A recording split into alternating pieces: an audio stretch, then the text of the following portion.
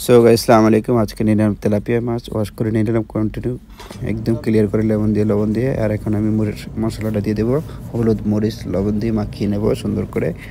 আর এখানে মাছগুলো মাখানো হয়ে গেছে। এখন মাশাআল্লাহ সুন্দর করে মাখানো হচ্ছে আর মাখিয়ে নিলাম। মাছগুলো মাখিয়ে এখানে কত সুন্দর চমৎকার করে দেখতে পাচ্ছেন। আর এবার মাছগুলো আমি পিস করে নিলাম। আর এখানে কড়াইতে তেল দিয়ে দিয়েছি, তেলটা গরম হয়ে গেছে। এখানে মাছটা তেলের মধ্যে দিয়ে দেবো। আর মাছটা দিকে ভাজা হয়ে গেছে। একবার মাছটা ভাজা হয়ে গেছে, আরও একবার মাছটা ঢেলে দিলাম। আর আমি দুবার করে 2 কিলো মাছ ভেজে নিলাম। আর এইভাবে মাছগুলো ভেজে নিলাম সুন্দর করে লাল লাল করে চমৎকার করে। আর আপনারা অবশ্যই দেখতে পাচ্ছেন এখানে আমি মাছগুলো রেডি হয়ে গেছে ফ্রাই করে। আর এখানে মূলত মাছগুলো রেডি হয়ে গেছে। আলহামদুলিল্লাহ মাছগুলো ফ্রাই হয়ে গেছে। তিনটা মাছ দেখতে পাচ্ছেন একদম চমৎকার করে লাল লাল করে।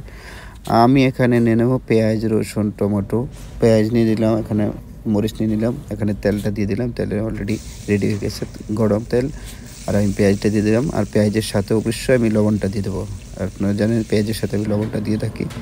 এখানে আমি মশলা উঠিয়ে নিলাম, হলুদ মরিচ তারপরে ধনিয়া জিরা। এখানে ফিশ মশলা আমাদের কাছে এক্সট্রা থাকে। আর এখানে আমি আগে যে দেখতে পাচ্ছেন মাছগুলো এক সাইডে আছে। আর পেঁয়াজটা বোনা হয়ে গেছে। আদা রসুনের পেস্ট দিয়ে দিলাম। আর এখানে মশলাগুলো দিয়ে দিচ্ছি, যে মশলাগুলো উঠিয়ে রেখেছিলাম উপকরণগুলো। অবশ্যই আপনারা রেসিপিটা ভালো লাগলে আপনারা ফলো করে লাইক করে শেয়ার করে সাবস্ক্রাইব করে পাশে থাকতে পারেন।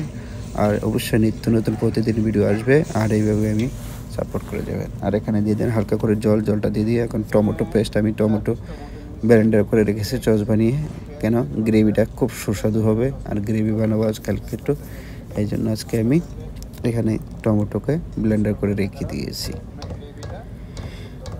আমি এখন এই টমেটোটাকে ইউজ করে নেব। টমেটো যে এটা সস বানিয়ে রেখেছি টমেটো সসটা আমি ইউজ করে নেব এখন।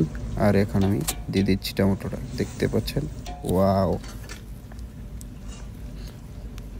এখানে আমি টমেটো সসটা দিয়ে দিলাম, এই যে টমেটো সসটা দিয়ে দিলাম। আর এইভাবে করে আমি এখন রান্না হয়ে গেছে কিছু 10 মিনিট পরে আমি মাছগুলো দিয়ে দিলাম। আর এইভাবে আমি ম্যাক্সিমাম 1 ঘন্টা লেগে যায় তরকারিটা পাকাতে। কিন্তু আমি শর্টের জন্য আপনাদের জন্য শর্ট করার জন্য চেষ্টা করি। আর অবশ্যই আপনাদের আমার রান্নার ভিডিওগুলো যদি ভালো লাগে অবশ্যই আপনারা লাইক করে শেয়ার করে সাবস্ক্রাইব করে পাশে দেখবেন।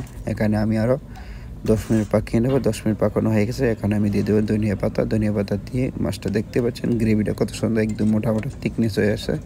মাশাআল্লাহ খুব সুন্দর গ্রেভিটা হয়েছে দেখতে পাচ্ছেন। আর এইভাবে মাছটা thank you so much for everyone watch. Thank you guys.